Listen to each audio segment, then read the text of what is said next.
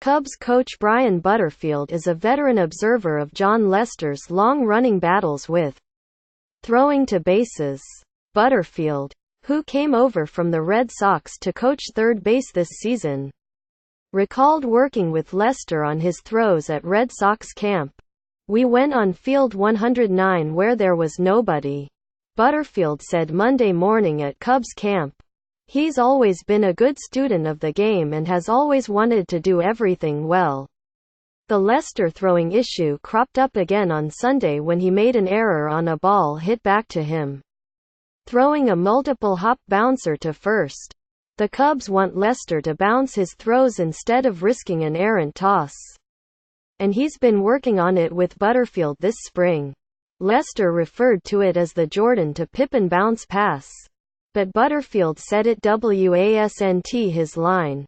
"I probably would have used McHale and Bird," he said, referring to former Celtics stars Kevin McHale and Larry Bird.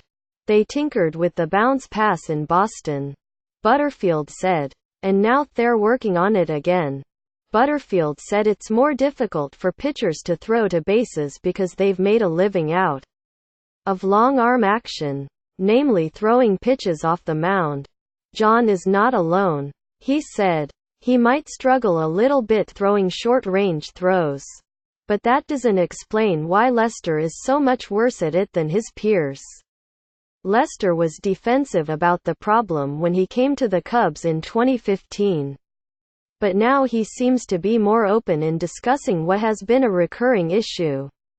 "One of the big things is you try not to make too big a deal out of it," Butterfield said. The media contingent laughed, knowing that it will be a big deal in Chicago because it hasn't been fixed and also because it's the Cubs. "I know," Butterfield said, "but any facet of the game where you start thinking about it too much, then it just might make it that much more difficult. He's tough mentally, and whatever we do, at some point in time he's going to be able to conquer a lot of it." Lester said Sunday that he understands why the issue is so scrutinized, and he has never shied away from talking about it. "I've never run from it," he said. "I feel like for the most part I've been upfront with everything. I feel like I've worked my butt off to get better at things. I've tried to speed my delivery up. Obviously from the outside looking in, it's kind of like why can't you do that? As I've said many times before, if I knew why the things happen, obviously it wouldn't be an issue."